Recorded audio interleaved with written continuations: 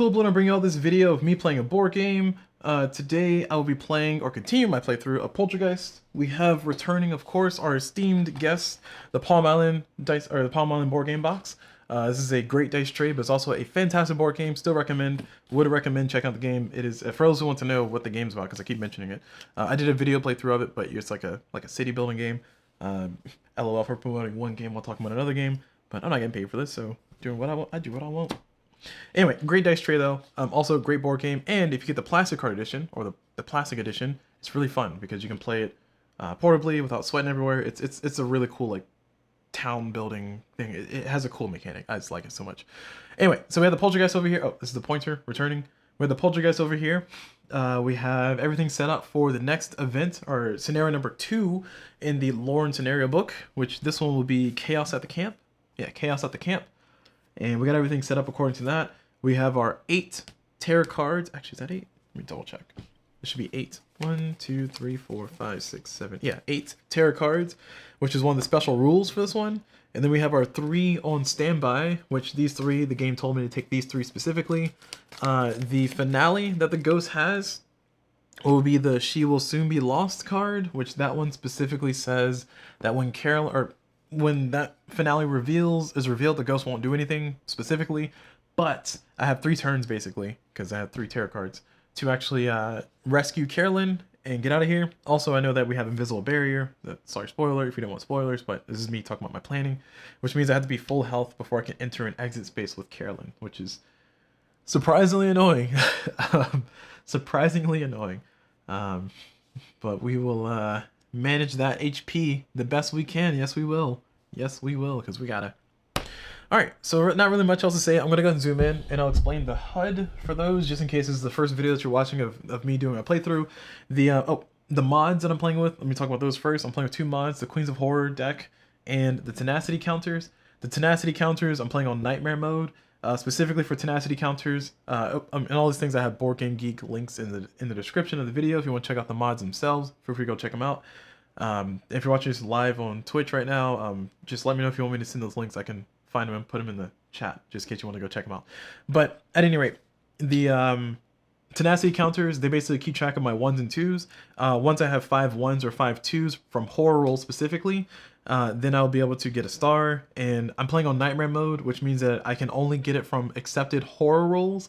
If you play on any of the other difficulties that I have in the forum post, you can get the Tenacity 1s and 2s from other rolls as well, like, you know, panic rolls or spawning bird rolls or any other roll. But because I'm playing on Nightmare mode, I must only accept them from horror rolls, or I can only accept them from horror rolls that I accept. So if I reroll something, I don't get to get the benefit of the awful roll before I rerolled. Anyway, moving on. Queens of Horror deck, another source of random for dice. So that's what that's all about. And oh, also, yes, I gotta finish setting it up. These are the items. So here's Carolyn and Mr. Floppy, and this is the rest of the items that should be in the deck. I'm gonna shuffle these the best I can, so we can note these are initialized randomly and no shenanigans are going on here. And I'll zoom out a little bit so y'all can actually see. Oh, knock the whole camera. I'll zoom out a little bit so you can actually. Oh, it's not enough. A little bit more. There we go. So we can actually see the items. These are our starting items on top of the decks. So I'll do 3 to the utility shed, 3 to the dock, and 3 to the cabins. So 1, 2, 3, 1, 2, 3, and this last 3. So pepper spray, and elaborate foot, and utility shed. There we go. So Carolyn and Mr. Floppy are somewhere in those item decks, and I gotta go find them. Carolyn, just for those who wonder why I do it that way, is because Carolyn and Mr. Floppy cannot be on the top of the deck. I think I specified somewhere in the mini sheet of rules. Or somewhere, but even if it wasn't, then I would still probably play it that way because it seems a little more challenging. So why not? Why not make a difficult game more difficult, right? Oh boy. Yeah, the Queens of Horror deck, just to finish talking about that comes from, or that gives me another source of random when it comes to rolling dice. So instead of rolling dice, I can flip cards, or I can flip cards and roll dice. So if I had to do a horror roll of 3, for instance, I can flip 2 cards, roll 1 die, or roll 2 dice, flip 1 card. There's a whole explanation on the mods and stuff if you want to check that out in the description. But outside of that, we have the next little bit of things, which would be the stat sheet. And that's another mod, technically, kinda, sorta. And that particular mod will give us some information about stats, about dice rolls. I mean, just considering full successes and partial successes. So there's some stuff going on that you can kind of assess and look at yourself. But I will be using these heavily during my playthrough to kind of talk about what's going on and stuff. Also, I'm playing Raiko, which is this Final Girl, which is one of my favorites. That was one of the first ones that I kind of bonded with. I'm like, this is a cool game. I like this Final Girl. This is fun. The starting event for me will be Boyfriend. So we have here the starting event. The starting spawn point for everybody here will be Treasure Hunt. So Treasure Hunt, I start with myself here, a person here, but the boyfriend card tells me to put the closest victim to me is my boyfriend. And if they die while I'm there, then I get 12 time, and I can go above the base 12 time, so I might be able to go above this. So I probably need to put a d20 out here. But there's a victim here, 2 up there, 1 there, 1 there, 2 there, 2 there, and the killer's right there. Yep, that's all good. So that's all set according to the starting. Cool. Cool. All right, so the only thing's left for me to do is read the scenario, and then we'll start the playthrough. And this is a lot to read, but we'll go through it. We'll make it through it eventually. Chaos at the camp. During the summer after Carolyn's harrowing escape from Creech Manor, the Johnsons decided to send their daughter to Camp Happy Trails. They'd heard such great things about the staff and the camp counselors. They decided to send Carolyn now that she was old enough to attend. Carolyn arrived and was in awe of the place. Kids were running and playing all around the camp, and there was a beautiful lake in the middle of it all. Her counselor, Becky, showed her to the cabin where she'd be sleeping at night with the other girls her age.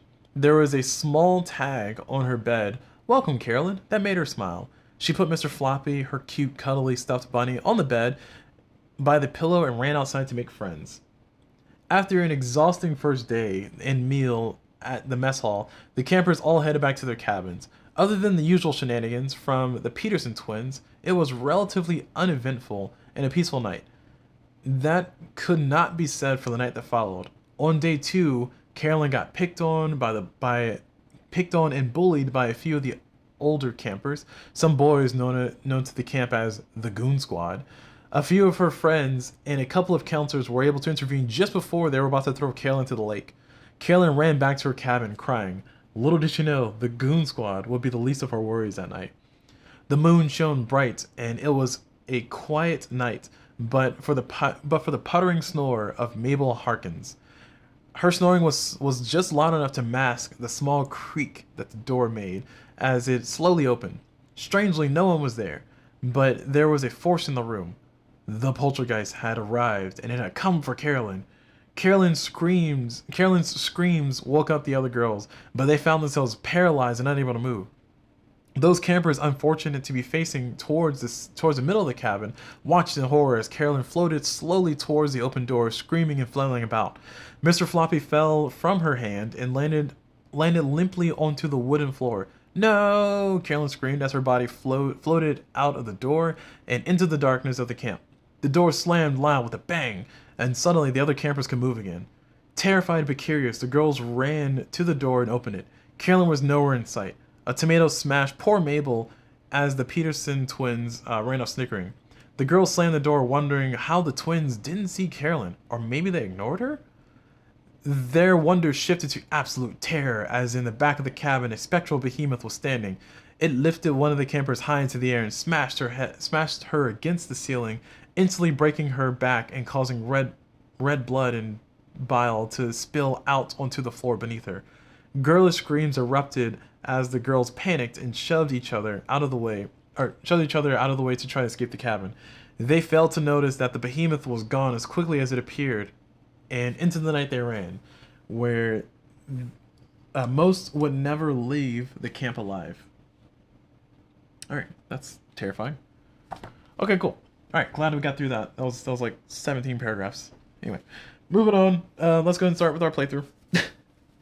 Man, I feel so sad. I was like, oh, I'm doing this whole scenario playthrough, and I want to read the scenarios and talk about scenarios and get all environmental, and then I spend like 40 minutes critiquing the game, which I feel it's well deserved, but it's just me. Anyway, starting hand, we got a walk, 2 walks, 2 focuses, weak attack, and a short rest. Because I want the boyfriend to die in my space, I think I might try and run this way. Oh no, that's where the ghost is. Well, because I want the boyfriend down my space, it might be a good idea to try to run up in here with the boyfriend. If I can do 1, 2, 3.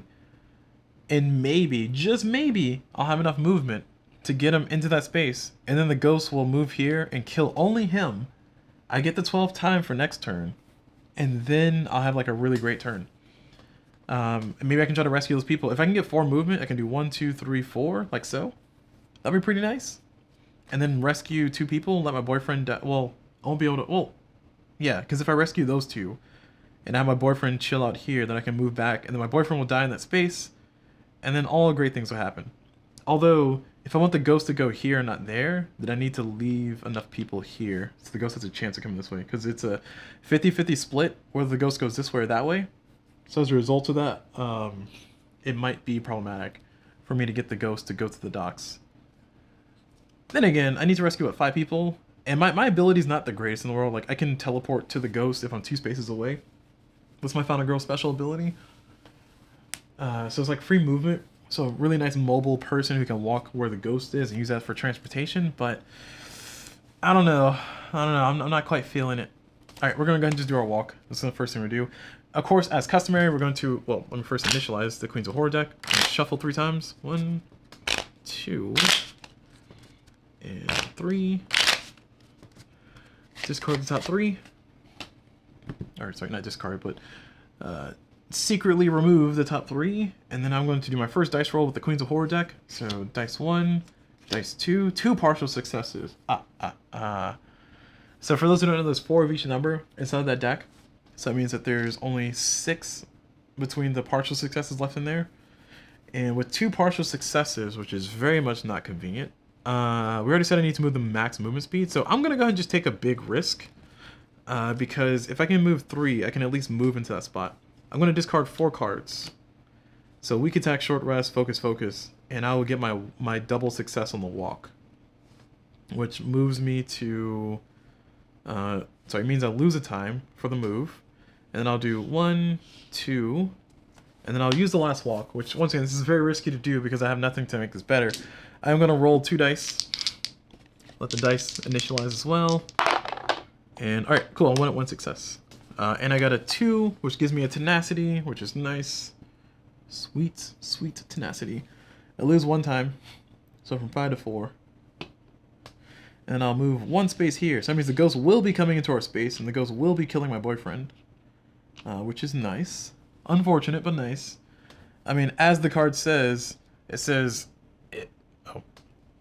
let me go up here. Oh, there we go. As we can see that the card says, it says, if he's willing to die for me, who am I to stop him? So, very cynical. But yeah, if the boyfriend dies while it's in my space, then my next action phase I start with... start your next action phase with 12 time. So it doesn't give me 12 time, it starts my next action phase with 12 time. Which, a little unfortunate, but hey, there we go. We only need 1 person to die. It's cool. So I'm going to end my turn. I have no cards left. I have 4 time. I will go ahead and take 2 searches. Because why not? I'm not going anywhere. Oh, I lied. I want to take a search and a sprint. Let's see. I can take the planning action card. Yeah, I need to move off this space, don't I? Ooh, this is unfortunate. I would love to take 2 searches and search for all the items inside of the docks. And then maybe, just maybe, I might be able to just win the game so soon, so early, because I found Carolyn on the first flip of the docks. But I think it's a good idea to kind of plan for the long haul. As tempting as it is, just go forward. I'm gonna try to plan for the long haul. And I'll try to rescue 2 people in the process. Actually, no, you know what? I want them to stay. So yeah, I am going to search twice. I'm going to search twice. Although that's risky too. I could search and get 2 close calls. Let me think. Man, this sucks only having 4 time. I can try to get 2 searches and search twice. And maybe survive? The top item on the docks is Lucky Rabbit Foot, which allows me to discard this during the action phase. To make a horror roll, for each star, choose one of the following. And those. Oh, you know what? Because my boyfriend's gonna die, I'm gonna get 12 time. So it makes sense for me to go ahead and get the sprint and the close calls. And then next turn, because I'll be able to move back into the space. Next turn, get guards so I can survive while the ghost is here fighting me, or maybe get some moves so I can move over here and try to save that person too. I think I'll do this instead. This is fine. Hopefully nothing bad comes up, but it might. Let me give this a shuffle real fast, because I feel like it has bad juju right now. I'm gonna go ahead and cut it in half. Okay, cool. All right, so whatever happens, happens because I just shuffled, not because it was like that beforehand. There, take that, random. So it's gonna be it for my spinning phase. I got I got 2 close calls and a sprint. So we're gonna liberate all these 0 cards. And we are now back here with 6 time, like so. So, yeah, the ghost is gonna activate. The ghost is going to do their ghost things with their ghost friends, and it's going to target the nearest final girl or victims, and then move and slash. In the event of a tie, the ghost will choose the place that has the most victims, which in this case, the final girl does not count as a victim. So I have 1, 2, 3 victims here, 2 there, so the ghost is going to go this way. If there was still a tie, then the game gives you 3 options. Those 3 options are to either choose what is worst for you, choose what is the most thematic, or choose what is the funniest. And I like the 4th option, which is to roll a die, so I like to roll the dice instead. But the ghost has a obvious choice, so they're going to go this way, and they're going to slap down the boyfriend. Unfortunate. R.I.P. Timothy. His name was Tim. And we increased the horror level by 1, which is not great. And I will start the next round with 12 times. So I have 6 right now, but I will start the next one with 12. All right, first card. Let's see. Did I make a good decision by having only a sprint and a close call? Oh, nice. Unseen Forces. Your first space moved each action phase is panicked. Sure, I'll take it. Discard this card when you find Carolyn. All right, that's fine. Very unfortunate, but fine.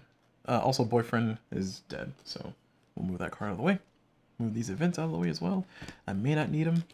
I'll try and put this here so I can remind myself it exists.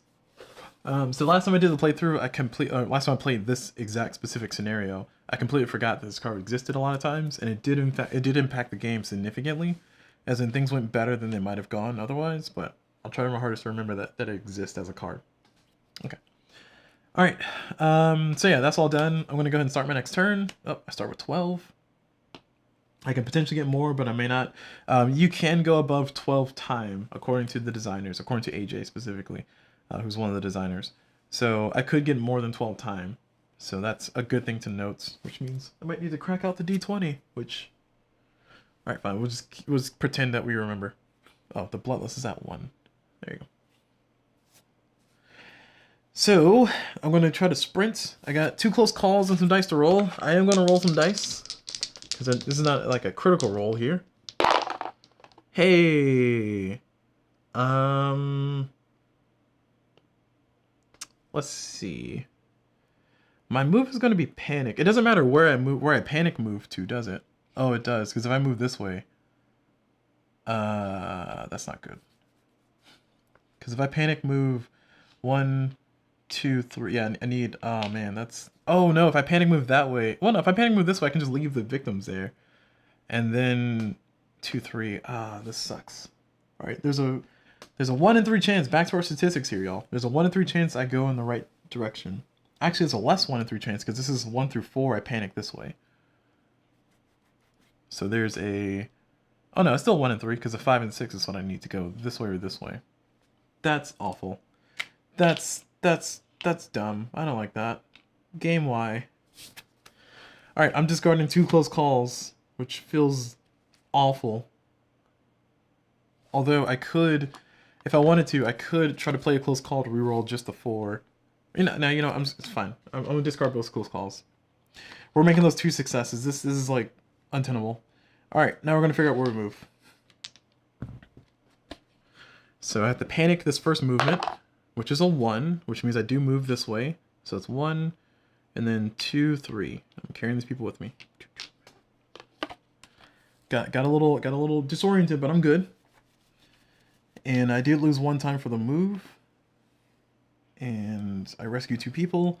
So I will move 1 space and take the planning action card. And thank you.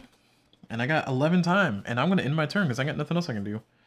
What sucks is that I had to discard both of my close calls for that. That's kind of one of the consequences of having that early first turn that I had. So, I have a planning card in my hand already.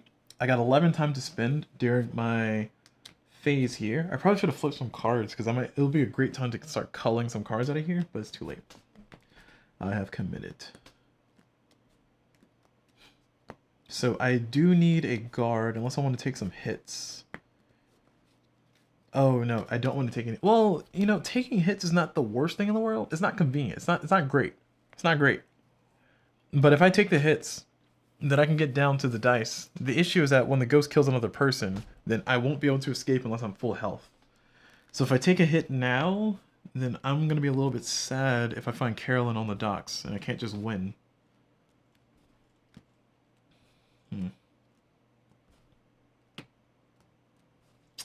I don't know. I don't know, y'all. This is a little bit unfortunate. I kind of don't like my situation right now.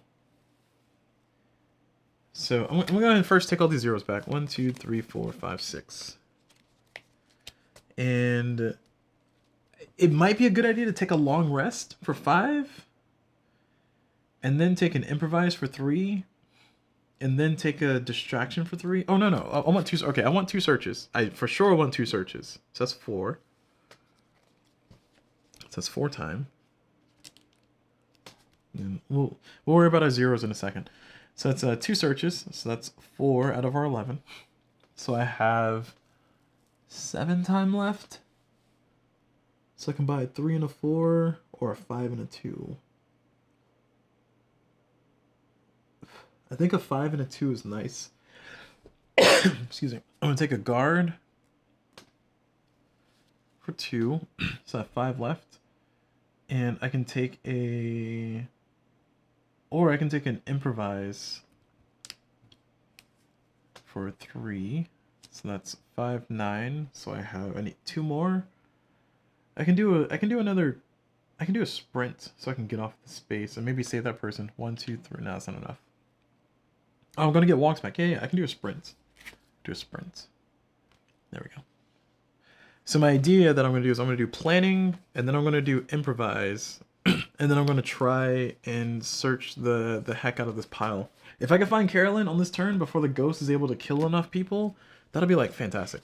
1, 2, 3, 4, 5, 6, and I have space for 4 cards. Which of those 4 cards, I'll take the walk, and 2 more cards. I will take the short rest and focus.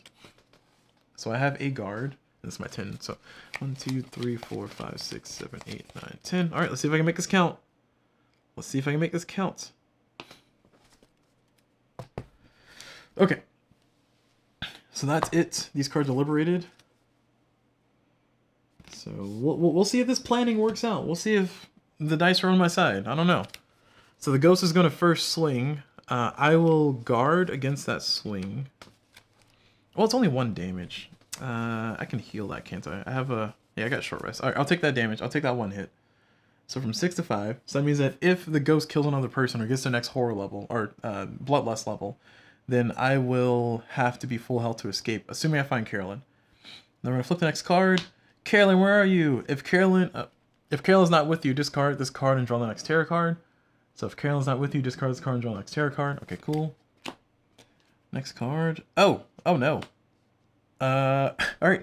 So the ghost is gonna hit me again. I'll take that hit. Oh, it says if there are no victims on the board, blah blah blah, all victims in your space must panic twice, and then the ghost will attack me or a victim, and then the ghost is gonna target a victim. So the ghost hit me again for 1, so I'm now down 2 health. And then the ghost is going to go and walk towards the next victim, which is 1, 2. They're just going to stand there menacingly. So, here, excuse me, here we are in a situation to... Oh, actually, I lied. No, it's not true. I'm correct. Because the ghost is going to target the closest victim or final girl. I'm closest, because I'm on the same spot. And now they're going to walk toward the victim. So, I feel that this is a reasonable time to say that I might have a chance to win this game outright if things work out. Like, I believe in the heart of the cards. The lies I tell. Rolling for planning, I get to roll 2 dice. I will roll 2 dice as the game intended. A partial success and a full success. So I could discard 2 cards. Which I'm gonna go ahead and risk it. I'm gonna risk it really hard here, y'all. I'm just, well,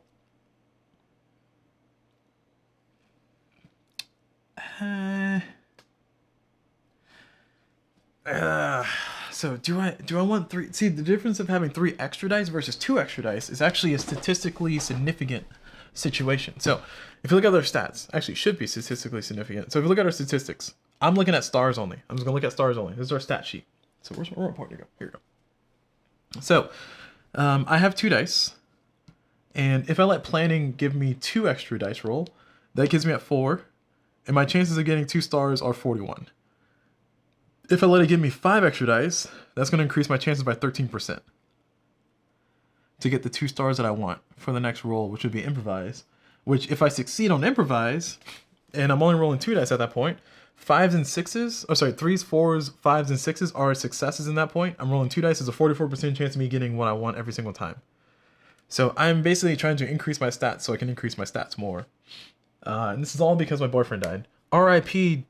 Tom or Jim or Sam, whatever my boyfriend's name was. I will miss you, JK.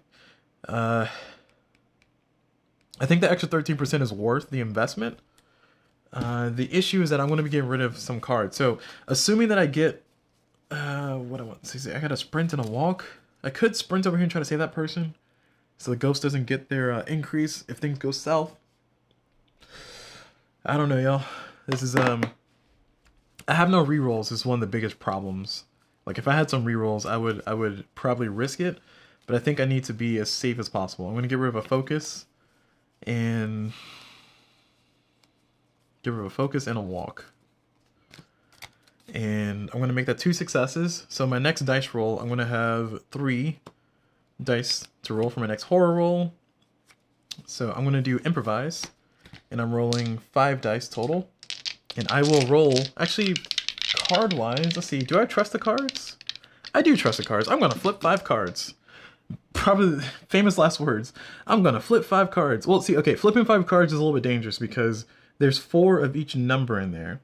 So I'm guaranteed to get through, I mean, like there's a whole bunch of different chances of what can happen.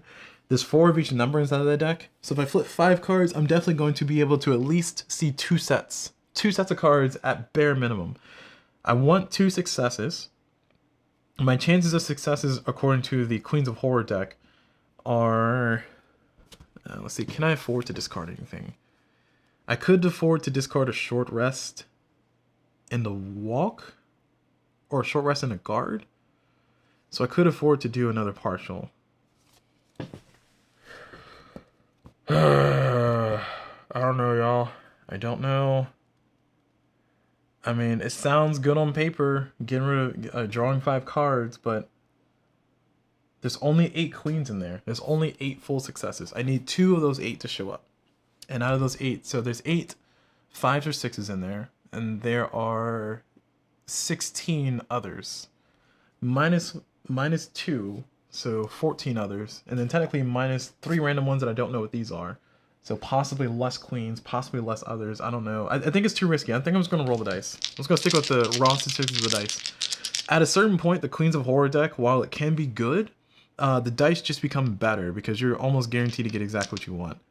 Like a 54% chance is pretty nice. It's not the greatest, but it's here. So we got. Oh boy, that's not what I want to see. Welp.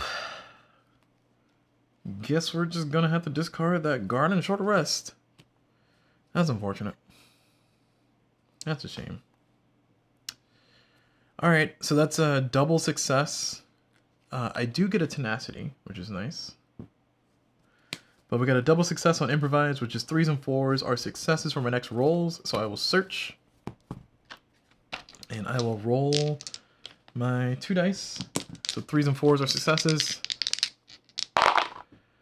Cool, so I got 1 full success and 1 tenacity. I have no reroll, so I cannot make that better. So I got 1 success, which means I get to lose 1 time and take the top item card. So lose 1 time. So from 6 to 5. Take the top item card of the dock, which is Lucky Rabbit Foot. Discard during the action phase to make a horror roll. For each star, choose one of the following. 2 time, heal 1 health, or reduce the horror level. Move 1 space. So that's pretty nice. I'll put this over here so I don't forget I have an item. I have forgotten an item in the past, and it has not been pretty. And then I will search again. This time hoping for double success. Excuse me. Hey, double success, nice. So I get to take the top 2 items. I lose a time. So I'm gonna lose a time. So from 5 to 4. And is it Carolyn? Bear trap. Is it Carolyn?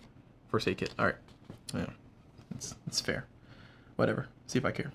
So I can keep one of these 2. I think I'll take the first aid kit. I could try to do something cool with the bear trap, which is to spend 2 time to place a bear trap token in your space, not the lake. Discard the card, the killer enters the space. With the bear trap, discard the token and immediately end the killer phase. The killer receives 2 damage. So I could do the bear trap to kind of stall the killer, which might be nice. But the first aid kit is good because it's near inevitable. Because I could. The question is, should I? I could try to walk over here and rescue this person. There's a good chance because I have improvise still active. I have a focus and a weak attack coming back, and if I do successfully do both of those movements, then I will have exactly 2 time left to spend, assuming everything goes the way I want it to. And at best, that's going to give me the ability to kind of move further. I don't know. I mean, yeah, okay, fine. Alright, I will take the first aid kit. I will take the first aid kit. And not the bear trap.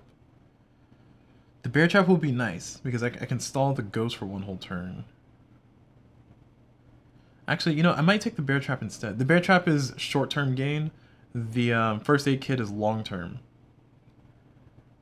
Because this first aid kit means I'll be able to heal. But if Carolyn is at the dock, if Carolyn is that item, then 1 more search will be what I need. I need to wait 1 whole round before I can get the search again. Which means that the ghost will for sure try to run towards us and smack us. I mean, there's so much benefit to like leaving the ghost where it is. And saving that person. That way we have no dark power. The ghost will take a little bit of time to get to victims or me. You know? Alright. I think the benefits outweigh the drawbacks of me rescuing that person, so I will try to rescue that person. Emphasis on the word try. I am going to put the... Let's see. If I put the bear trap here, can I do this in stride? No, I don't think I can do this in stride. I think I have to like move here intentionally and then place the bear trap and then move again. So I need to be able to 1, 2, 3, and then bear trap and then walk.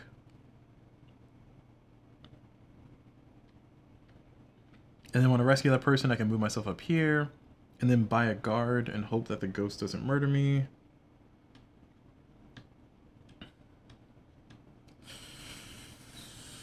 Okay, alright, okay. I'm saying, I'm cringing through my teeth, y'all.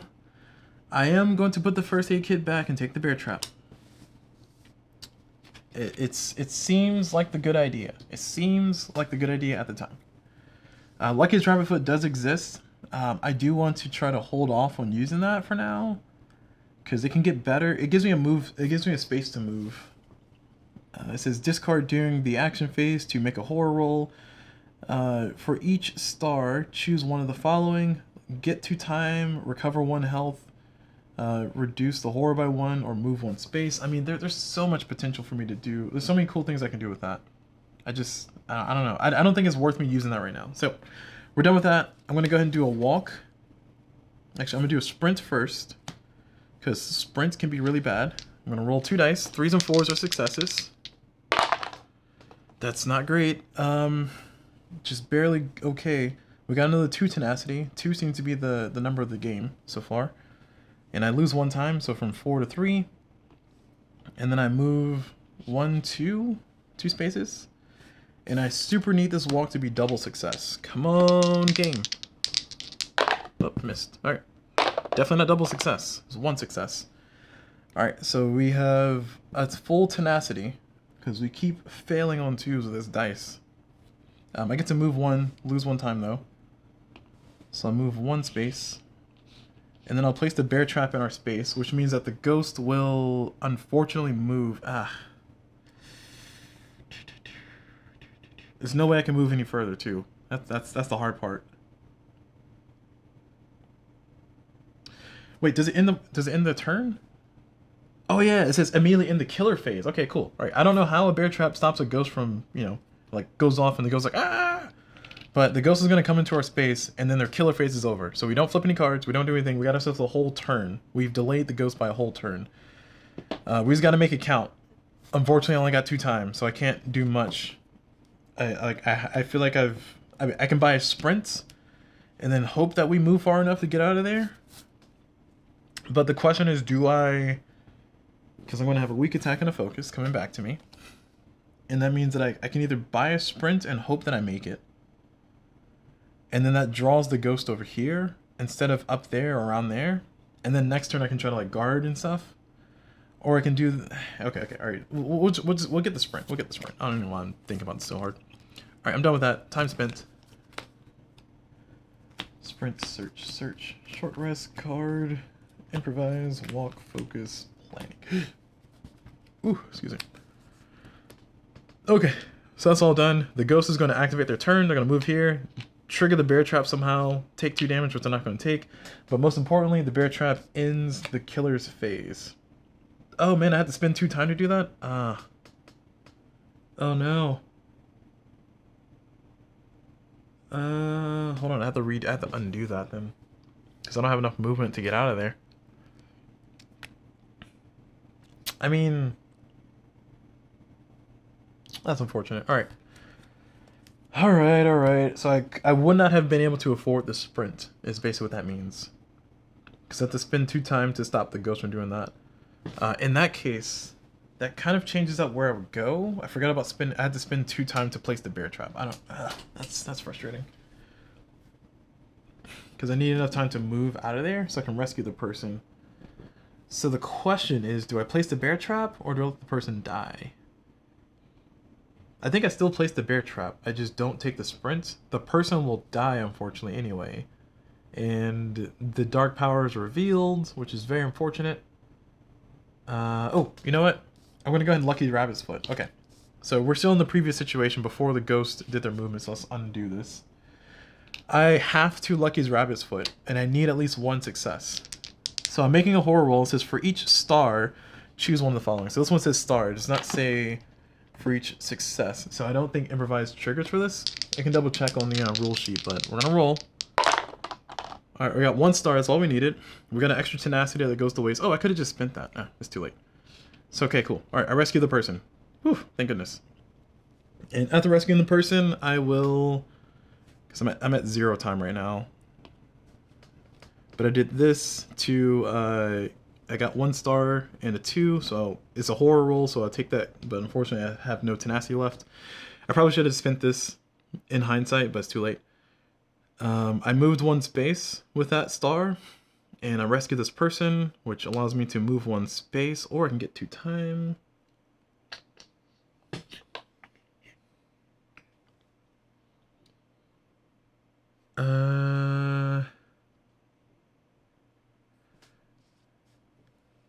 I will...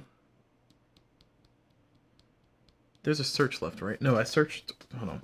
I gotta remember what cards were out here, because I think I've already liberated all the cards. And gathered my stuff. So I definitely have no searches left. I have 1 sprint. And 1 guard? I don't know if I had 2 close calls. I do know I had 2 close calls. Because I took the risk of not getting close calls. Okay. The question is, do I move 1 space or do I get 2 time to purchase another sprint? Like, I don't necessarily want my power. I more so want to search here again. But there's no searches available for me to purchase right now. So I think the best thing for me to do is to do the move 1 space.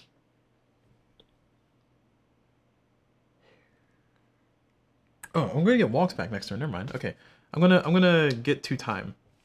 So I'm at 2 time officially, and I'm stuck here. Rabbit's Foot has been spent. Bear Trap is not spent yet, but it will be in a second. So that's the end of my turn. I get the focus and the weak attack back. I have 2 time to spend. I'll take that 2 time and I'll spend it on 2 close calls because I'll need those in a second. And then from see, I don't want to use a whole sprint to just to walk into the docks. Which decision is correct?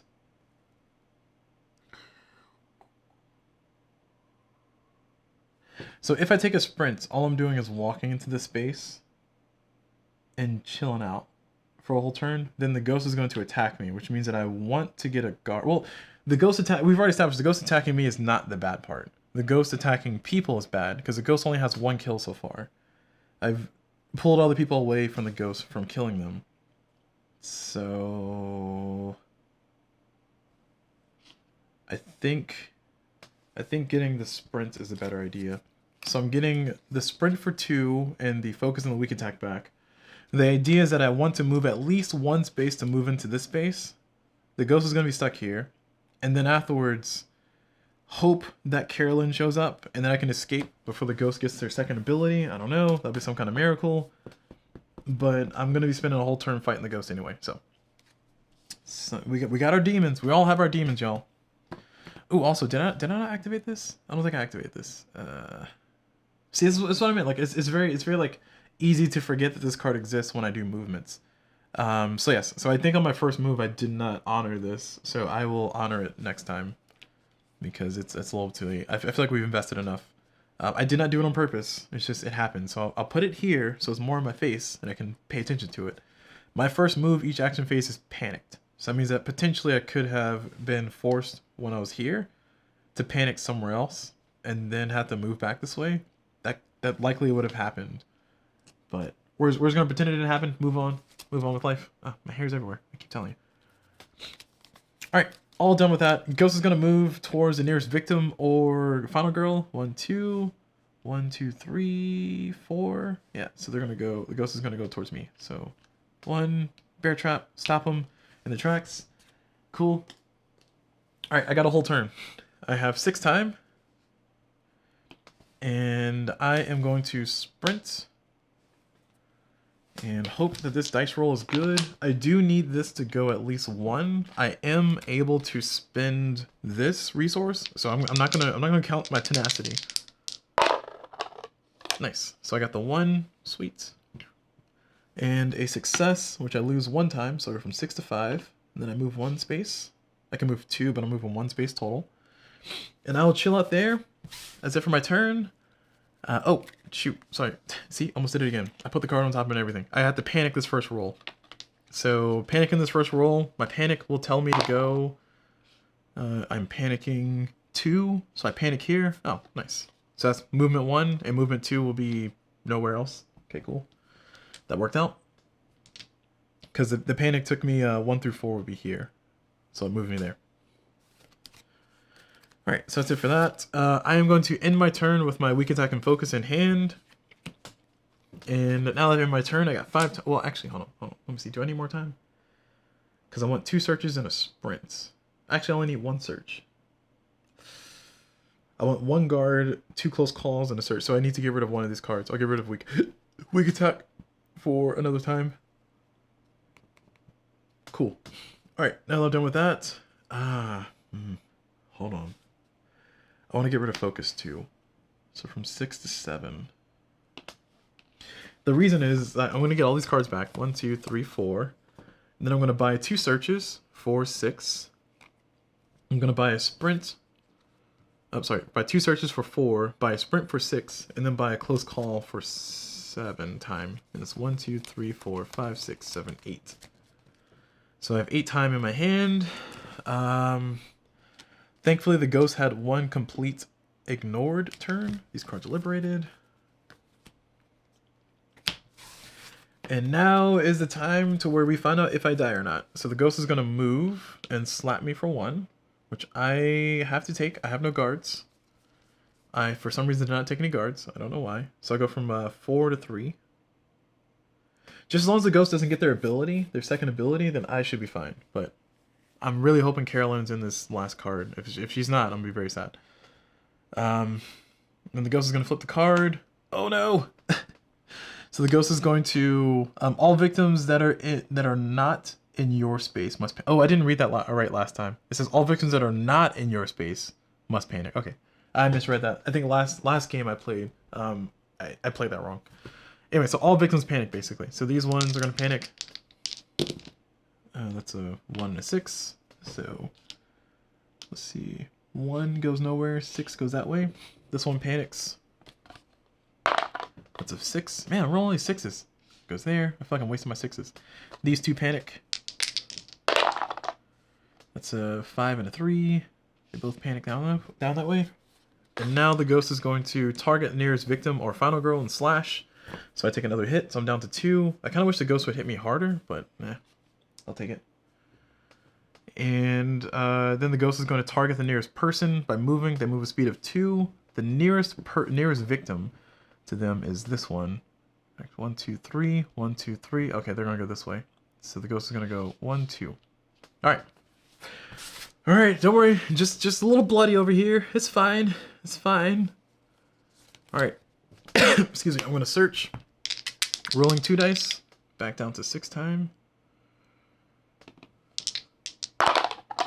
Wow. Okay, that's a double 2. We are re-rolling that. Yes, we are. No thanks. No thank you. Re-rolling both of those. The question is, do I spend my tenacity? I don't think I spend my tenacity. I need to say that for a rainy day. All right, it's not that great, but it's better. All right, I'll drop a focus and a walk. Focus and a walk to get 1 success, because I only need the top card. Because that's the only one I don't know what it is. And I lose 1 time, so from 4 to 3. And the card is... Motorboat Keys. Okay, I guess it's not the worst. So the motorboat keys is place the motorboat token at the closest space to you bordering the water. Spend 2 time to use the boat to travel to any other space bordering the water. Victims may come with you. I mean, it can get me to the cabins, which I guess is worth it. That's disheartening. All right. Well, stupid motorboat. So I will use the motorboat to... I'll spend 2 time, so from 3 to 1. And I will motorboat across to the cabins. Howdy, mate. And we... Oh, man, you know what? That means I need to find Carolyn and get the heck out of here. I need a double success at the cabins? All we have here is pepper spray. Yeah, so if I don't find a double success, the ghost is going to kill 1 person, get the dark power, which means I have to be full health to escape with Carolyn. I don't know, y'all. This is not looking too hot. Looking pretty lukewarm over here. Looking pretty lukewarm. The question is, do I want to discard a card? I think I'm gonna discard a short rest, because if I fail a search, I need to spend 2 time to get what I want. So I'm gonna discard a short rest, because I'm gonna need a long rest anyway to get out of here if the ghost kills a person. I'm discarding a short rest for an extra time, and then I'm going to do a search. Oh, you know what? I could... No, I was gonna say I could die from this, but no, I can't. I mean, I could, but I'm not gonna. I'm gonna roll 2 dice. I do need this to be... Well, I don't need this to be fully... Actually, I do need 2 successes, don't I?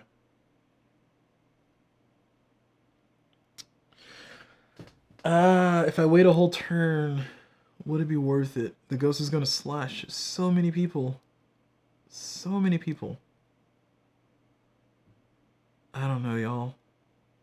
This is thoroughly unfortunate. So the thing I'm kind of hemming and hawing about is that my search has to be 2 stars, so I can see at least the top item of the cabins, because I can see the pepper spray. Sorry, the cabin deck. We have this. I can see the pepper spray, and I will absolutely need Carolyn to be this card. We know Carolyn is not in the docks because we searched all the dock cards. The only thing left in the dock is the first aid kit, and Carolyn could be in the utility shed. but I need to search for all these cards. The question is, do I risk a lot of stuff by spending all of this to do it now? Or do I wait wait 2 turns? That gives me enough time to kind of heal up. That gives me enough time to plan things out. The horror level is going to get bad. The terror deck is going to get worse. And the kills are going to happen. And I'm not going to be able to... I need to rescue 2 people to actually get everything out. So like part of me is saying maybe I can just do... I mean, having my power is not... Okay. All right. I've convinced myself to do this instead. I'm going to go ahead and, instead of searching, I'm going to go ahead and do a sprint right now.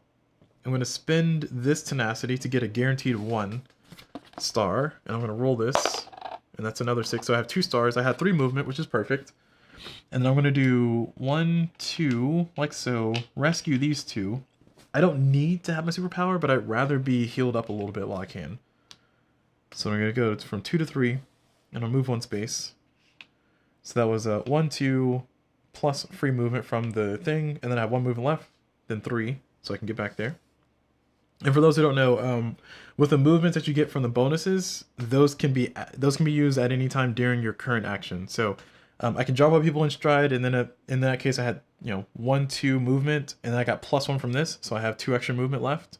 So 1 from the sprint, 1 from here, and then I can move back that way. So that worked out. I get my superpower, which is the main thing, and my superpower is nice. It lets me kind of teleport to where the ghost is. It doesn't really help me stop the whole Carolyn situation, but it at least gets me into a situation where I'm not worried about my superpower anymore. I might be able to take advantage of this being another thing, but I'm in a little bit better state of health. I can do a little bit better with the long rest in the future, and I got a little bit of time. Like the ghost is going to spend maybe 1 or 2 turns over here. Hopefully 2 turns, but maybe just 1. Depends on how fast they take out the person. And then I need to search this spot. I'm not going to search right now. I'm instead going to hold on to that 2 time I have. And I'm going to end my turn. I'm going to get these cards back. And I'm going to buy myself a close call for 1 time, which doesn't feel great, but that's what I'm doing. These cards liberated. And I probably should use the Queens of Horror deck more, but it's been such that I haven't been able to do much to manipulate it. And oh man, I forgot Unseen Forces again. Oh no, I already did it. I did already do it, didn't I? Yes, I did. Haha. Take that, society. I have Unseen Forced. No, I have not. I have not Unseen Forced. Okay. Alright, I did not Unseen Forces. Yeah. Why is that card always there? Did I? I don't think I Unseen Forced. Alright, so I got an Unseen Forces up here. 4. Shoot, that puts me here. Alright, so that means that that person was 1, 2, 3... Boop, so I should be here. Alright, so I'm not quite in the spot that I need to be in. It's fine, I got a walk left. It's okay, I can deal with this. Wait, is this my hand? Yes, this is my hand. Yeah. So I got a walk left, I can walk into that spot. Like I said, it's really hard for me to remember that Unseen Forces exists, but it does. Okay. So I purchased my search. No, I had a search, and I had a walk. I got the focus and weak attack back. I purchased a close call. That's all I purchased. I'm gonna make sure I got my card straight here. Alright, so now that's done. The ghost is gonna go hunting. It's gonna move up here, swipe at that person, slap him down. The second kill of the game. We are finally at Bloodlust number 2. Dark Terror cards revealed. I gotta be at full health to rescue Carolyn now, which is annoying, but okay. And then, next Terror card. Unstoppable Evil. Roll a die. Take damage equal to the roll or kill that many victims. Your choice. If there are not enough victims, then you must choose to take the damage. Uh-oh. Will that kill me? That might kill me. Come on, rolling low. Hey, I rolled a 1. Is that a horror roll? It's not a horror roll. It's just a roll a die. I will gladly take that damage. Yes, thank you. Whew. That was scary. Alright. Speaking of scary things, I will now activate my walk. And Unseen Forces will kick in, but first let's see if we walk. We got a 2, nice, and we got a full success. So we lose 1 time, so from 6 to 5. And we will panic this first move. It says the first space moved each action phase is panicked. Yeah, first space. 5. So I will panic this way. 1. Oh, that's my entire move. Rude. Jerks. Well, that's what I tried. I needed a 2 to make that work. I wasn't going to search anyway this turn, but that's annoying, but okay, sure. So that's the end of my turn. I lost the time for nothing, really. I should have just stayed in the same spot. I forgot about the stupid, dumb thing. I got these 5 cards in my hand. I could try to focus, but I think 1, 2. Yeah, okay. Let me. Before I end my turn, let me focus, because I do want to reduce the horror level by 1. Well, the ghost is at most going to increase the horror level by 2 if they kill both of those people, and then possibly more increase from the terror deck. I don't know if I want to risk it though. You know, I'll hold on to it. I got a focus available, so I can spin the focus later. Let's call it that. So wait, end of my turn. I get these 3 cards back.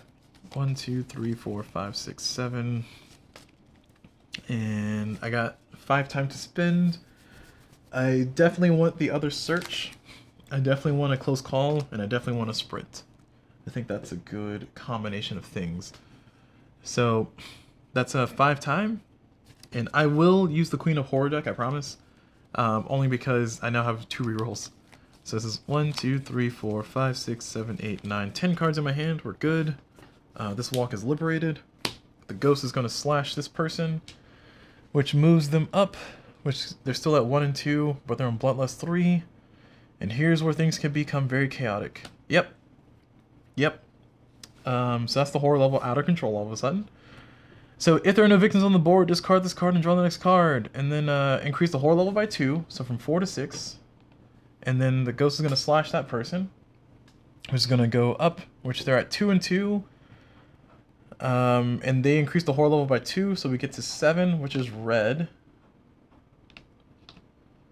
Nope, that's not red. Red. And then the ghost is going to go up 1 more because the Bloodlust is maxed out.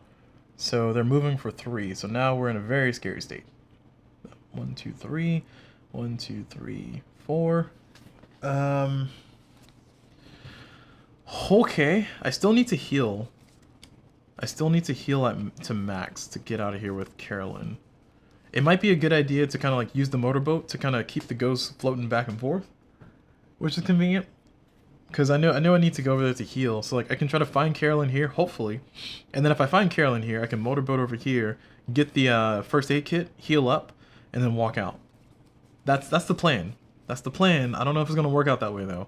I do think I need a guard soon because it's feeling like we're getting to the point to where the ghost is about to start punching me, and I need to preserve health if I can. So I'm gonna do a sprint.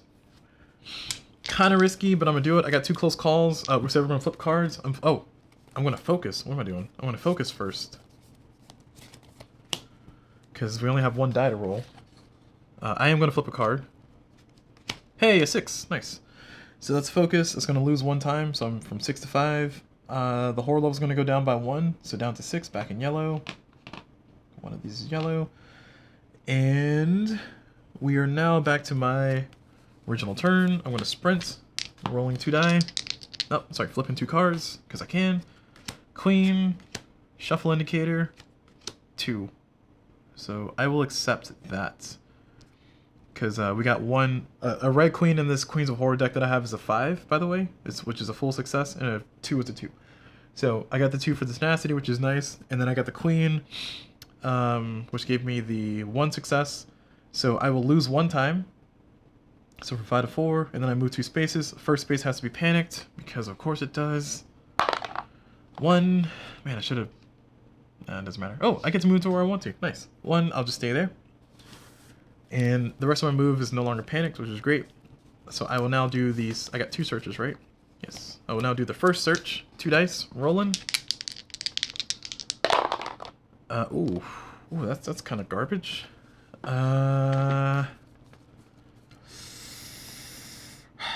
I want to hold on to the focus. I don't need the weak attack. This is tough. This is very tough. I need to search both items, right? Okay, yeah, actually, never mind. It's not tough. I will discard this close call and re-roll 2. And hopefully this is a little bit better. What are my chances of getting? 44% chance I get something I can work with. Hey, something I can work with. Nice. Nice call. So if I discard 2 cards, I can get what I want. I don't really want to get rid of the focus. I'm going to get a walk back, though. So I'll get rid of the walk and the weak attack. I'm getting a walk back next turn. So that's going to be nice. And that's 2 successes. I lose 1 time. And then from there, I will go ahead and look at the top 2 cards in the cabin. Come on, Carolyn. All right, Pepper Spray is 1, and Flashlight's the other. Unfortunate. Neither of those are Carolyn. So the Flashlight says... Flashlight says... Once per action phase, spend time to look at the top tarot card and leave it or place it at the bottom of the deck. And Pepper Spray, if the killer is in your space, you may discard to immediately end the killer's turn. I mean, both of those are kind of nice. Like, looking at the top tarot card could be good. It says once per action phase, spend 1 time to look at the top card. I mean, I think that's a good card to have for right now. And then I can put the Pepper Spray at the bottom. Yeah, I'm gonna hold on to the Flashlight.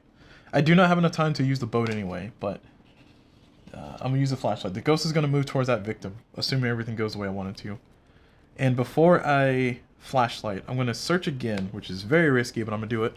I feel like great times of risk call for great times of bisque? I don't know. Oh, let me decide. Do I want to discard a card?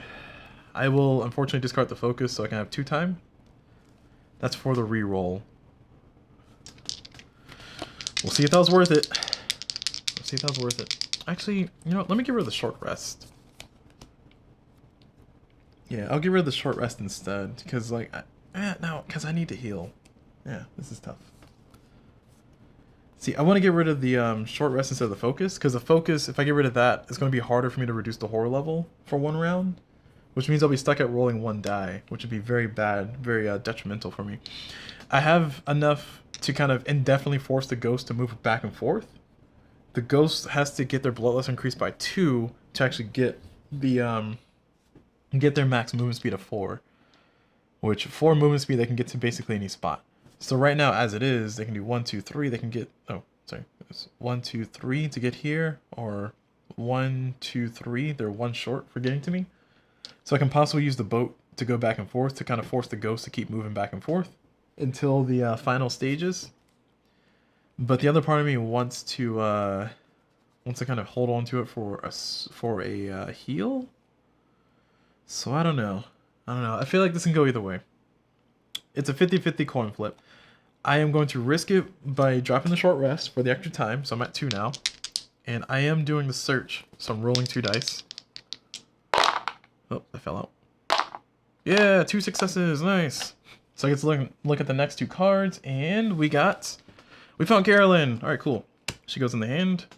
Fireworks go down here.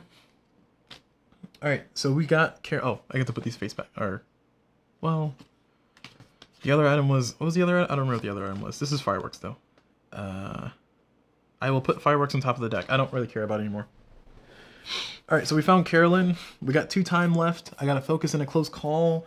I need to heal now. And I dropped my short rest. Boy, do I hate myself. So we're gonna end it there. I am going to... man. There's like nothing I can do. I can't escape unless I gotta heal 4 now. So the plan right now is to boat here. Search. Oh, it's gonna take me 2 turns out because both my searches are down here, aren't they? Shoot. I cannot afford the 1 heal of long rest, and my short rest is down here. So a lot of unfortunate circumstances. So I think I'm standing still for a whole turn, which is very unfortunate. Very unfortunate. I could try to boat over here, or I can try to like boat to like here or something. Because the ghost can't reach me 1, 2, 3. Well, they can. 1, 2, 3, 4. They cannot reach me here. 1, 2, 3, 4. I kind of don't want to be at the item spot because if an event comes up that like starts a fire in one of the item places, then I'll be in trouble anyway. So I can try to boat myself to here, or I can boat myself here if I wanted to. Yeah, I can boat myself here. Yeah, because I'm gonna be waiting a whole turn anyway. I'm gonna spend 2 time right now to boat over here. And that puts me out of range of the ghost. Unless the ghost gets like a double move towards me, then I'm screwed anyway. Because they're hitting for 2 and moving for 3. So 1, 2, 3. 1, 2, 3. And they'll be able to get here. 1, 2, 3. 1, 2. Yeah, they'll be able to get here regardless. I cannot move far enough. And I'm not allowed to go in that space until I heal. See, the benefit of me chilling out here and hold on to that 2 time is I can spend that 2 time for something else, like a sprint or a guard, and I can play it real safe. And then next turn I can like discard a focus or a walk that I'm gonna have. I don't know. I feel like the timing is off is what I'm trying to say. Like I feel like ultimately the timing is off. Like the ghost is gonna go 1, 2, 3, kill that person, and then do something. And that something the ghost is gonna do may be detrimental. Like I might not make it. Especially if something happens to where like you know, something shows up and it like punches me in the face and oh, you know what? I forgot I have a flashlight. So because I have a flashlight, I'm going to discard a focus. And I'm going to, once per action phase, I may spend time to look at the top card of the tarot deck, leave it in place, or put it at the bottom. I will look at this card. Oh boy, yes, you are going to the bottom. That card says the shadows are closing in. Increase the horror by 2, which is awful. I do not want that. I probably don't want the other card either, but honestly, that's the best I got. So I discard the focus to get 3 time. I spent 1 time for flashlight, and then we're back at 2 time. So I'm into my turn there. We're going to gather all these things, and I think I need to guard. Guard for 2, so I spent all my time and back to 6. And all these cards are liberated. Man, it's a lot of cards. Let's focus. Search. Close call. Search. Sprint. Focus. Alright. That's all we got. Oh, I don't have 1 whole hand space left. Nice. The ghost is going to activate. They're going to target the... here we go. They're going to target the nearest victim or final girl. And then swipe at them. For 2, so 1, 2, 3, actually, 1, 2, 3, 4, haha, 1, 2, 3, yes, go for them. And their bloodlust is at 1, 2, 3, 4, 5, 6. So now they're in a very scary place. Oh, God. Alright, well, it happened anyway, and I have no focus. Welp, I gotta wait a whole turn doing nothing anyway, so...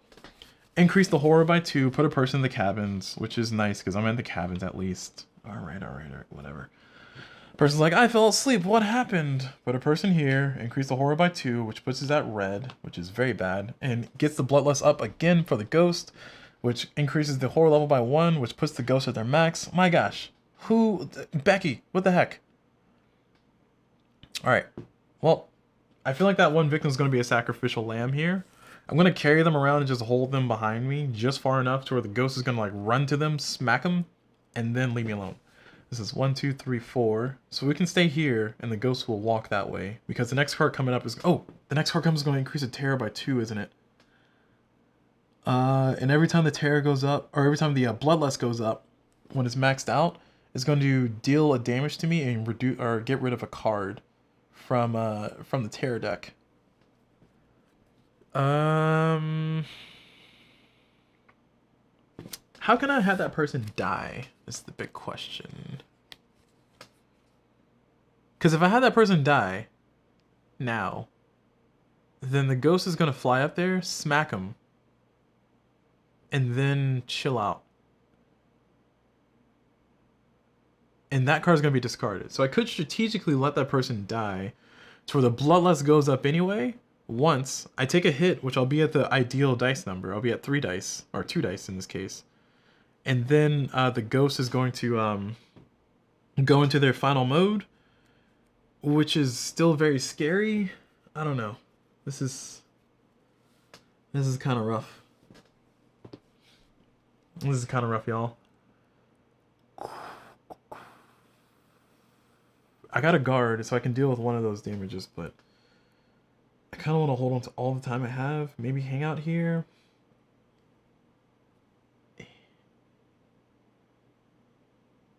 Ooh, is that risky? All right. I think we're gonna do the risky thing. We're gonna do the very risky thing, which is to walk up one space, have the ghost fly over there, smack the victim, which is going to deal me a damage, and get rid of that card. Then we just reveal the terror card, or we reveal the finale, which is I have 3 rounds to get out. So I have 3 rounds to heal, and then try to hopefully heal up and then get out of here. That's like the best I got. That means that I don't know. That's kind of tough. Oh, I got 1 dice to roll? Oh, that's even worse. I got 1 die to roll because we're in horror level 3. Oh, that's a 1. I'll accept it. That's fine. I mean, it's not great, but it's fine. I lose a health, lose 2 time. Ooh, that's even worse. So I lose 2 time. Actually, okay. Let me close call that. Let me close call that. I do not get the tenacity. I'm close calling that die roll. It's even worse. All right. So I'm. Man, that hurts. So I lose 2 time. I lose 1 health. And I move 1 space. And then I'm going to discard the guard card. Oh, I had to panic, don't I? Yes, I do. I panic move. I forgot. 5 or 6 will get me there. A 3. That gets me the exact worst space. So 1, 2, 3, 4. No! This is the dumbest thing in the world. Yeah, the first walk. Oh wait, no, I found Carolyn. Okay, yeah, so this is gone. This doesn't exist. Yeah, okay. Sorry, going back to this card. When you find Carolyn, this is discard this card when you find Carolyn. So this no longer affects me. Be gone, you fiend. So I will go there. That's right. This victim's like, hey, what did I miss? And then it gets murdered by a ghost. It's like, I'm sorry, Tina, R.I.P. Although, you know what? This is actually really bad. Because that means that I must buy a guard. So, okay, instead of discarding this guard for the extra time to buy the long rest, I'm instead going to hold on to this guard. I'm not going to be able to heal enough, am I? Oh, no. Oh, no. I needed to have that work without me having to take damage. Shoot.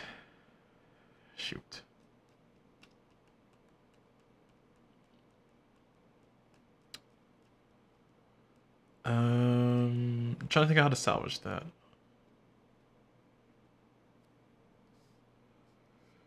Because it doesn't matter if I'm here or there, does it? Because the ghost is going to be 1, 2, 3. Yeah, it's going to be closer here.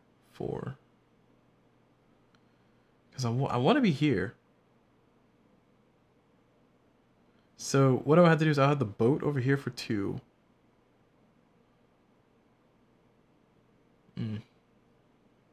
That's tough.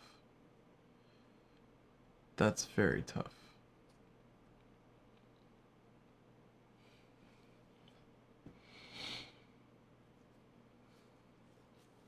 Alright, there's a puzzle here that I'm trying my hardest to figure out.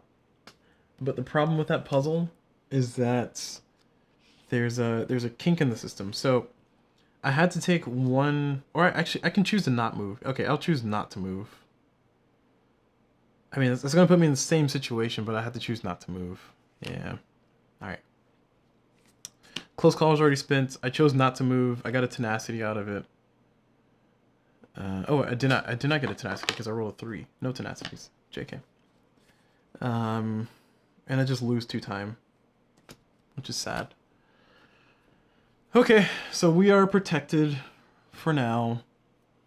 That means that we're going to be in a very bad scenario because the shadows are closing in, right?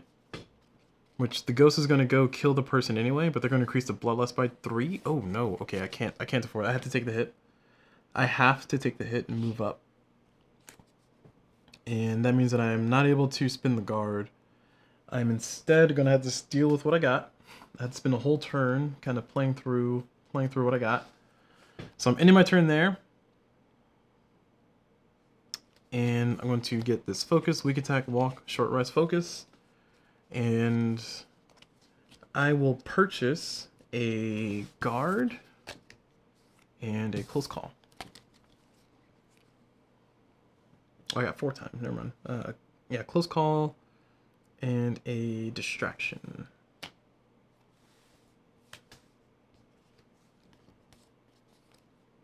Oh no, I need a guard. Yeah, right. Okay. What am I thinking? I need a guard. I need multiple guards. I might need to retaliate as well. So I'm purchasing a guard and a close call. And then I got all these zeros back. So that's where we're at now. So that's 1, 2, 3, 4, 5, 6, 7, 8. Cool. Alright. So that's all I got. These cards are liberated. And the ghost is gonna go ghosting. So 1, 2, 3, 4. They're gonna slash that person, which is going to increase the bloodlust by 1, which means that the ghost is going to do damage to me. I got 2 guards. It's going to be just 1 punch. They're not going to swing at me, but it's just 1 punch. I roll 1 die because the horror level. Oh, I roll 2. Haha. Yeah, I roll 2 because I'm at low level, low life. 2 partials. 2 partials. Oh, you guys are awful. I will discard a focus and a weak attack to make that 1 success, and that reduces the damage by 2, so I take no damage, which is great. And that's it.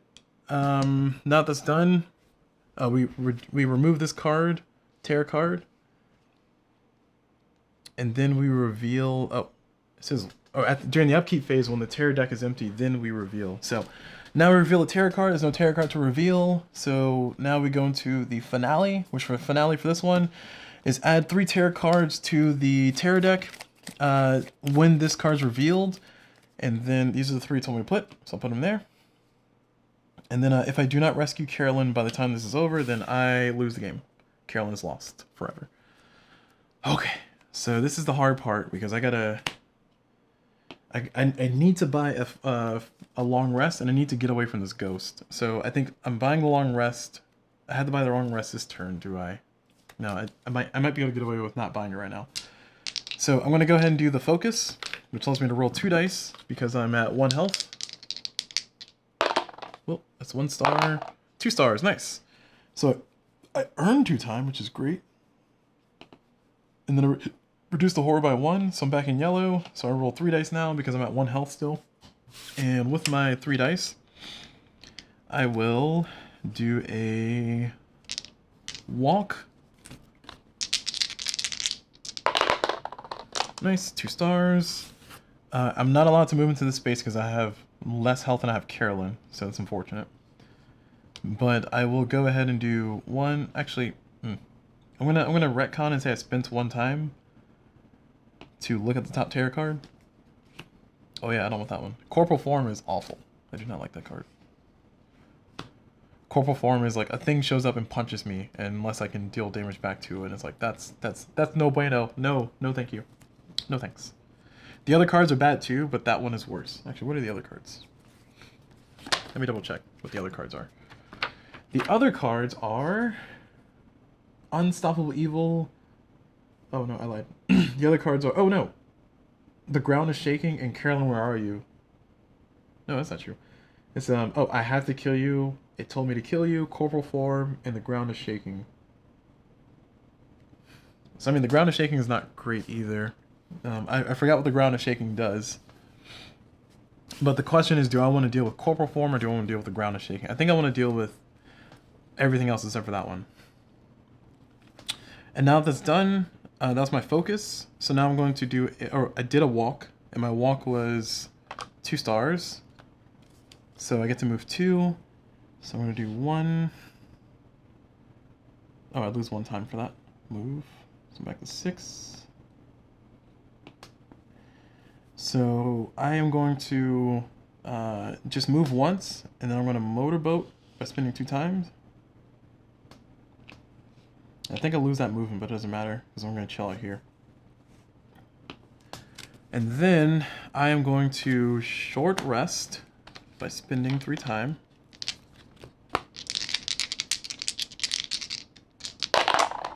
Ah, come on, you're hurting me. You're hurting me here. I really need the short rest to go off pretty well. Although no successes, yeah, no successes is not an optional, not an option. I'm gonna spend 2 time to do this. Okay, it's a little bit better. Not great, but a little bit better. I got a walk and a guard. I got a walk coming back. I don't really want to get rid of the guard, but we know corporal form is not coming up, so I'll get rid of the walk and the guard. And that gives me 2 heals. So that heals me to 3 health. So I need to heal 1 more time, and then I can walk out of here, hopefully. So that's from 1 to 3. I have no cards left in my hand. It's the end of my turn. I have 2 time. Oh boy. Oh, there's no guards? Oh no, hold on, there's no guards.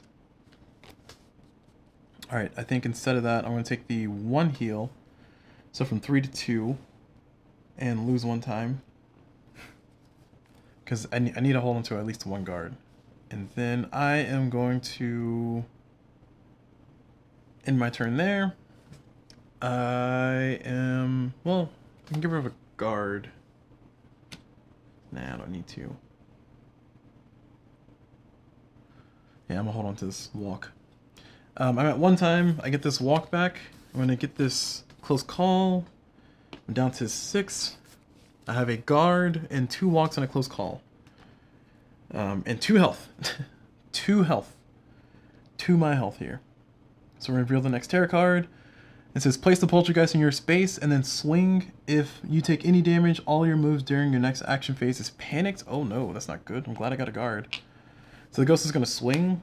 I need 2 successes. There's no maybe 2 successes. I need 2 successes. I'm rolling 2 dice. All right, that's 1 success, and I will discard a walk and a close call to block all of that. So that's everything blocked, which is great. Oh, sorry, I didn't liberate these cards. My bad. Liberating these cards. So that's the close call, short rest, focus, weak attack, guard. So my guard succeeded. I blocked all the damage, and I take none. Cool. So that means that the next card coming up is... So there's the ground is shaking, corporal form, and... I have to kill you. It told me to kill you. I don't know what that card does. I don't remember what that card does. Let me be more specific. But we know that card's coming up. I might peek at it, but we know it's coming up. Because corporal form is at the bottom. So I need to heal. I need a long rest. So I will buy a... I will end my action phase. Because I don't think the ghost is going to swing at me right now. Because their card dictates that they're just going to draw the next tarot card. I think that was the only ghost attack card.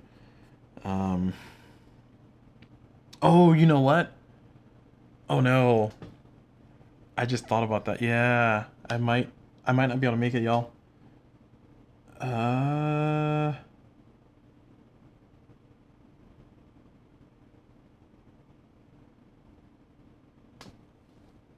think the... Okay, I'm gonna have to spin the 1 time to see what this card does. So from 6 to 5, I need to read what this card does. I don't remember what it did. Yeah, I was about to say. This card here says, if there are no victims on the board, discard and draw the next tarot card. Otherwise, all victims in spaces adjacent to your space move to you, and then they try to swipe me. And then if there are any victims in your space, you may play 1 action card that inflicts damage. Kill 1 victim for each damage. Do not increase the bloodlust. And then take damage for each victim in your space. Then they all panic. So I need that card to be at the bottom. So corporal form is coming up, which is unfortunate. I'm not gonna be able to do both. I think I'm dead. I think I'm dead, y'all. I have no way to make it out of this one. Like, I don't have enough time to purchase long rest and guard.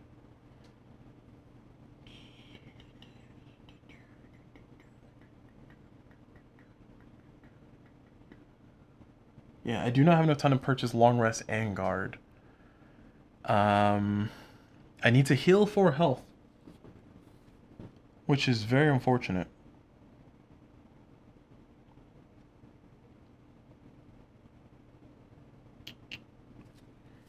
So I would need to get... well, I technically have one whole turn left. So if I can survive corporal form, then the next round... Let's see, what does this say? Draw the next tarot card. If you are unable to do so, you mean... Okay, so I have after corporal form, I have one more round. So... Or 2 more rounds.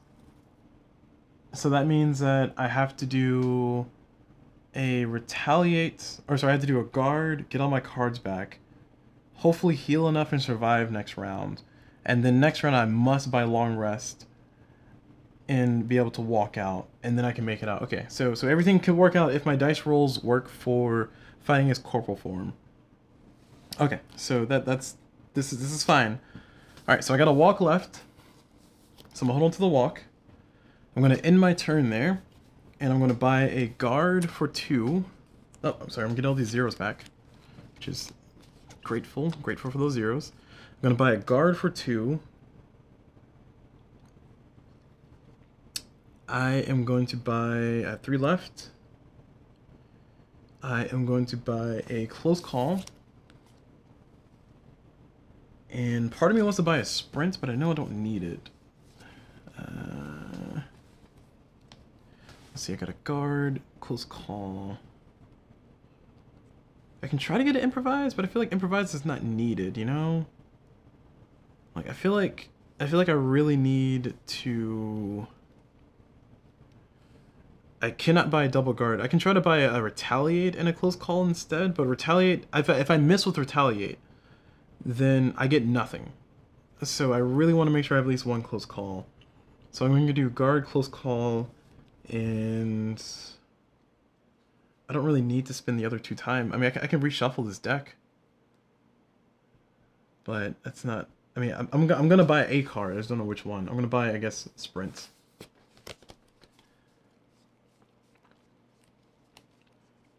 So I got some way to move. 2 ways to move, actually. I mean, I can try to take the search. I guess it's not bad. Do the search here. I feel like that's a bad idea, though. Alright, I'm going to take the search. I got a guard and a close call. This 1 guard has got to make me survive, because otherwise the ghost is going to kill me. Like, I'm going to reduce the damage by 1, which is going to be murder. Because I think corporal form is going to deal the ghost damage +1 or something like that. I'd feel much safer if I had 2 guards, but I only got 1 guard. I cannot afford a guard and retaliate. I mean, I could. I would need to discard the walk that I have in my hand, which means that I would need to buy the sprint anyway. Yeah, I think this is kind of the end game, y'all. This is all I got. All right, this is all a flimsy defense here. Paper tigers and whatnot. Paper tigers. Alright, so that's all done. Corporal form is showing up. So corporal form says a behemoth appears. You may play action cards that inflict damage if you wish. Then if the behemoth is still alive, you take damage equal to the killer's attack value +1. You may defend as normal. If you take damage, discard an item of your choice. The behemoth disappears. So the hard part of this is that I definitely need 2 successes. I absolutely need 2 successes for this to be successful. So we're going back to the dice here. Actually, you know, I'm gonna use my cards. Good old cards. I got 1 reroll, and I got 6 time, and I got enough time to... I got enough cards here to throw away to make myself somewhat good. But I will absolutely need to short rest. Possibly... I gotta search, so I could try to get the medikit. I don't know. This is tough. I'm gonna guard. I'm gonna flip my 2 cards. So I have 2 cards here. Card 1, that's a success. Card 2, woo! We got 2 successes. So I ignore all the damage, and the behemoth disappears. Great. Okay, cool. We all knew that was coming. Alright. No, we didn't. We didn't know that at all. So now I have all the time in the world. So I need 1 movement. I need a close call. I don't need this weak attack anymore, so I'm going to discard this for a time. So from 6 to 7. And then I am going to discard... I'm gonna I'm gonna use this search against my better judgment. I'm gonna roll 2 dice. Because if I can get that medikit, that'd be nice. Oof. That's an oof for me, dog. I'm gonna spin the I'm gonna spin a close call and reduce my time by 2. This is flew too close to the sun, y'all. Flew too close to the sun. Wow, that's unfortunate. All right, I'm dropping these 2 focuses to increase that by, or give me 1 success because I only need the top item, which takes that first aid kit. So I got the first aid kit that I wanted, and then I will, because I'll have exactly the time I need. I just need the short rest to be successful, or I can just wait till the long rest for next turn. So yeah, I'll wait for the long rest. So I'm gonna end everything there, and that's it. I'm gonna stop there while I'm ahead. I could try to get rid of the short rest here. If I get rid of the short rest, that's going to give me enough time to get a close call, so my long rest can hopefully be successful. Because I would need my long rest. Well, I need my short rest. Well, yeah, short rest is not going to be enough, is it? Yeah, it's not going to be enough. Alright, so I'm going to get rid of the short rest to get myself back to 6. And then I'll end my turn there. So with that 6 time, I get this walk back. I buy a long rest. And then I get a close call. I don't know why I need two walks, but I have them. So we'll see if I die. So that's going to be it for my turn. We're going to flip the next card. And it says something, if there's no victims, draw the next card. If there's no tarot cards to draw. I still succeeded. I've achieved this particular condition, which is you must draw the next tarot card. My interpretation of all that is that I do not have to, I don't have to, like, have another tarot card active, but yeah. Alright. So, we're here with our 2 walks, a long or close call, and a long rest. So I basically need my long rest to go off without too much fuss. And then I need to walk without taking damage. So it's a lot to ask, but we got +1 to our heal here. So I just need at least 1 success. Time is not much of a factor. I get 2 dice to roll. Let's see if I get it. Woo! Alright, I got the max heal, which is going to heal me up to 6. Now the hard part of all this is that I now have to walk out of here without hurting myself. So I'm playing a walk. I need at least 1 success. Alright, kind of close here, game. You're killing me here. But I will discard these 2 cards, and then I will walk out, and I've succeeded in rescuing Carolyn, for goodness sakes. Boy, did that take forever. Ugh, that was... Did not die, but boy, did I try my hardest. There was like a lot of close calls in that situation, no pun intended. But yeah, that's it for that one. If I would have not made it out of that round, then that'll be it. It was all based on a dice roll. Basically, just roll yourself four dice, and if you get enough successes, you win. So that's just enough, just barely squeaked by with the survival on that one. So yeah, that's pretty much it. Commentary for this one in our post-game analysis. How do I feel about this whole situation? Not great. I'm still not great. This is still one of those situations to where, like, from the perspective of tools available to try to achieve my goals, I feel like there's just barely enough tools, and that's because of tenacity counters. The Queens of Horror deck came in clutch, thankfully, because I needed double success, and I got me a double success thanks to the odds that came out. But had I flipped a few more cards, let's see, because there was one time I was going to flip 5 cards. So let's see, that's a fail, that's a fail, that's a success, that's a shuffle. So we'd be shuffling the whole entire deck anyway.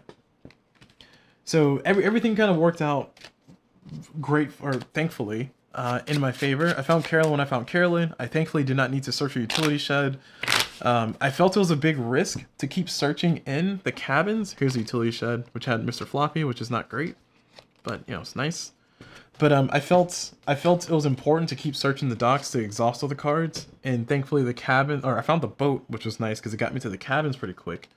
It cost me a lot of energy to get over there, and it was like a lot of back and forth, a lot of rigmarole, like, don't get me wrong, but from a mechanics perspective, these things happen to align to where my dice rolls were just incredibly great. I had a double success where I wasn't expecting it. I was expecting to spend resources. The timing of everything was just on a hair trigger of a timing to where I had just enough time to get out of here. Like if I had to go one more turn, I've lost. Which is part of the reason why like I say that playing on the lore and scenarios, and once again I'll try to keep this under 15 minutes or so. Playing on the lore and scenario feels like the most balanced way to play this game. I know the designers, or there's one of the designers said that the lore and scenario book is not the way to play the game because the lore and scenario book is harder than the normal game. To which I still vehemently disagree. I said this in my Hans recap once I episode 6 of this whole entire series. So where I talked about it, I said that no, the lore and scenario book is basically the designers took a seat and then they thought about, okay, how do we balance something? How do we make it to where you have exactly one turn?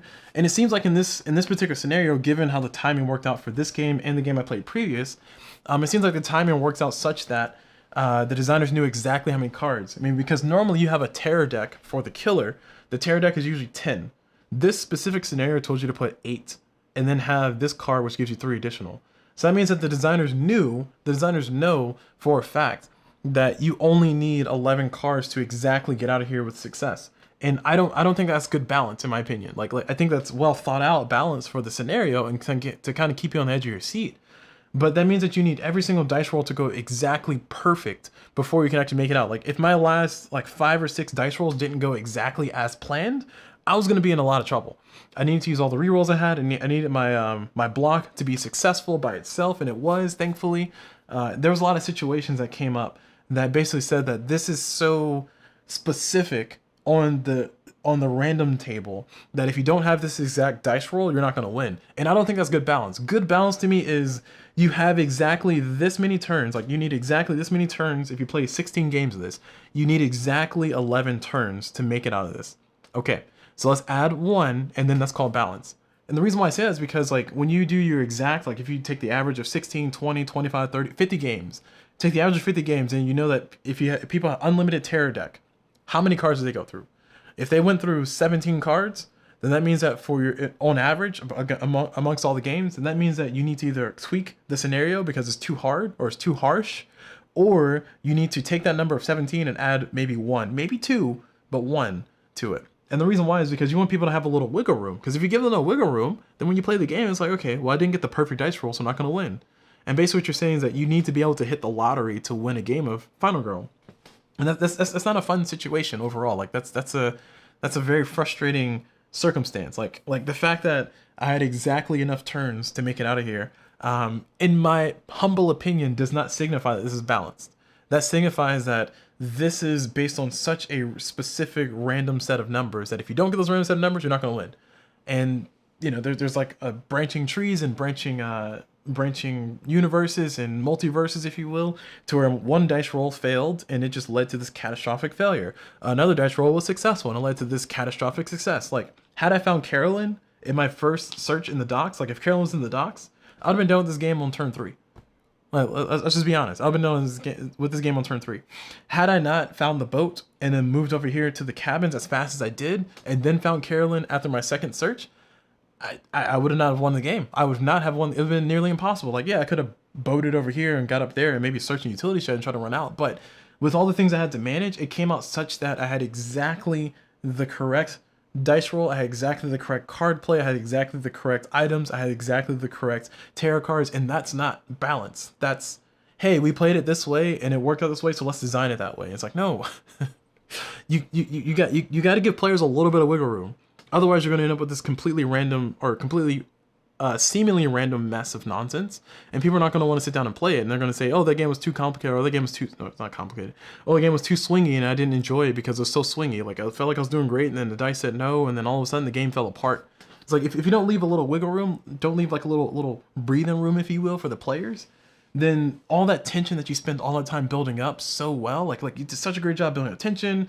There was a moment where I actually paused and commented on it. It's like, okay, there's a certain amount of tension that's happening right now, but that tension is based on dice roll. So I think it's crappy tension. I think it's awful tension because instead of it being a, okay, I need to do this and then this and then this, and if I do it in the wrong order, I'm going to wreck everything. It's more so, okay, I need to do this and then roll dice. And the dice need to be successful. And then I need to do this, and then I need to roll dice. And the dice need to be successful. And then I need to do this, and the dice need to roll dice, and the dice need to be successful. And if none of that lines up the way I need it to, I'm gonna lose the game.